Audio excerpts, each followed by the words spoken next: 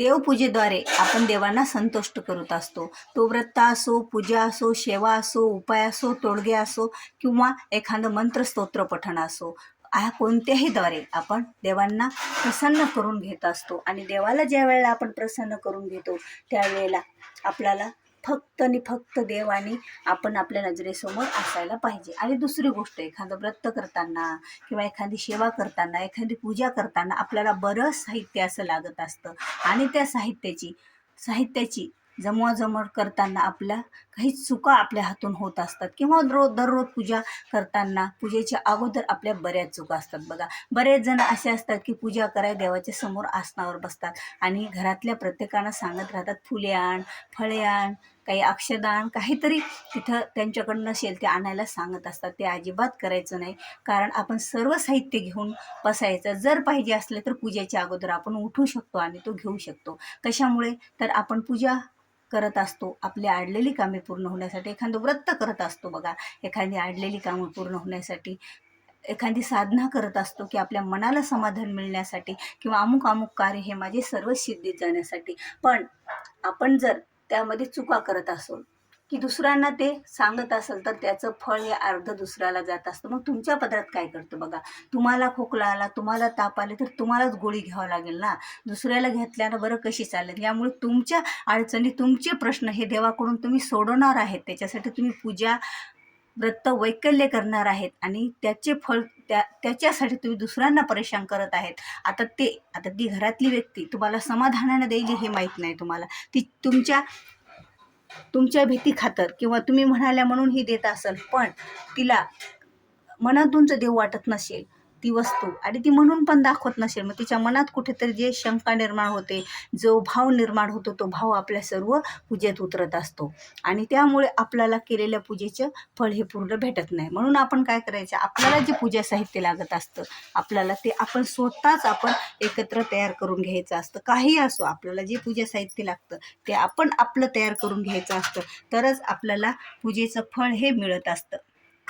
कारण बघा, आपण ज्या वेळेला पूजा करतो, आराधना करतो, सेवा करतो, हे मनाभावातून करत असतो की आपली जी पूजा आहे, आपली जी भावना आहे पूजेतली, ही सर्व देवांपर्यंत पोहोचण्यासाठी आपण करत असतो. पण आपण जर पूजा आराधना करताना आपल्याला बऱ्याच अशा शंका येत असतात आणि त्याचं आपल्याला आराधना करायची असते. मग आता पूजा सेवा करताना आपण बऱ्याच गोष्टीची अशी टाळाटाळ करायची की जेणेकरून माझ्या पूजेतला थोडाही भाग मी दुसरा कोणाला देणार नाही. मी स्वतःच माझ्या पूजेचं साहित्य एकत्र तयार करून घेईन आणि माझ्या घरातल्या पूजेला मी सुरुवात करेन.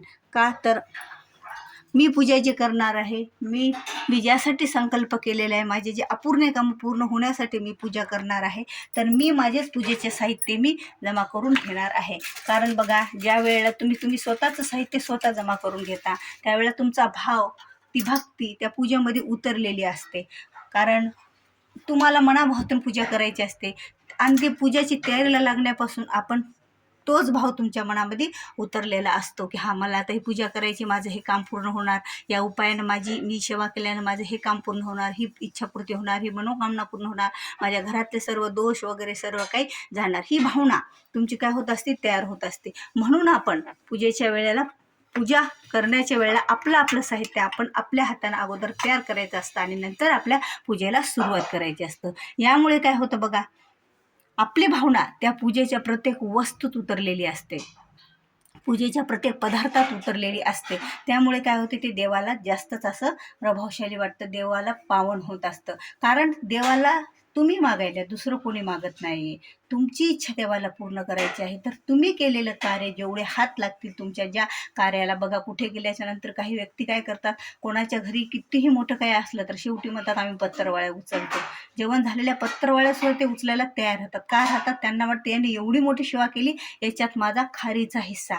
आणि मग त्या पत्तरवाळ्या जे उचलतात आणि त्याचं फळ स्वतःच्या पदरामध्ये पाडून घेत असतात. त्याप्रमाणे पूजेच्या वेळेला जेव्हा तुम्ही साहित्य जमा करता त्यावेळेला जर तुम्ही ते साहित्य दुसऱ्याकडून मांडामांडी करून कसेही करून घेत असाल तर त्याच्या पदरात ते फळ पडत असतं. म्हणून आपण आपल्या सर्व साहित्याची, आपण आपल्या सर्व सामग्रीची आपण आपली जमवाजमव करायची आणि नंतर आपण पूजेला बसायचं. हा ठीक आहे, एखाद्या वेळेस तुम्ही पूजेला बसल्या काही विसरलं तर एखादी गोष्ट तुम्ही मागू शकता. पण बघा कधी कधी मुली पूजा करतात, आईच्या वडिलाच्या खातर आग्रह असतो आणि आई त्यांना सगळंच साहित्य तयार करून देते, आई त्यांना सर्व काही देते आणि पूजेला करा म्हणून बसते. मुलगा मुलगी कशी तरी पूजा वगैरे करतात, आटोपतात, मग त्याचे फळ त्याला पूर्ण मिळत नसते. मग बघा, आम्ही पूजा करून पण आमचं फळ आम्हाला मिळलं नाही, आमचं अपूर्णच झालं. आणि उगाच आई तू काहीतरी म्हणते. पण तुम्ही एक विचार करा, तुम्ही श्रद्धेतून पूजा केली का? तुम्ही श्रद्धेतून सेवा केली का? मुलीच नाही हो, आपण पण कोणी सांगितले म्हणून पूजा नाही करायची, तर त्या पूजेमध्ये श्रद्धा, भक्ती, त्या व्रतामध्ये आपले सर्व भाव असा उतरला पाहिजे, तरच तो देवाच्या चरणांपर्यंत पोहोचत असतो. भलेही तुम्ही कोणतीही सेवा करू, लक्ष्मी मातेची करा, स्वामी महाराजांची करा, कुलदेवतेची करा, कृष्णाची करा, गणपती बाप्पाची करा, कोणतीही करा, महादेवाची करा, कोणतीही पूजा करा, पण त्यावेळेला तुमचा भाव त्या पूजेमध्ये, जो तुमचा भाव आहे, जी तुमची श्रद्धा आहे, जी तुमची भक्ती आहे, ती पूर्णतः उतरली पाहिजे, तरच आपल्याला त्या पूजेचं हे फळ असं मिळत असतं. म्हणून कुणीही पूजा करताना अशा ह्या चुका टाळायच्या आहेत, जेणेकरून तुम्हाला ह्या पूजेचे सर्वता फळ मिळेल आणि तुमची अडलेली कामे, तुमची अपूर्ण कामे हे पूर्ण होतील. अवधूत चिंतन श्री गुरुदेव दत्त श्री स्वामी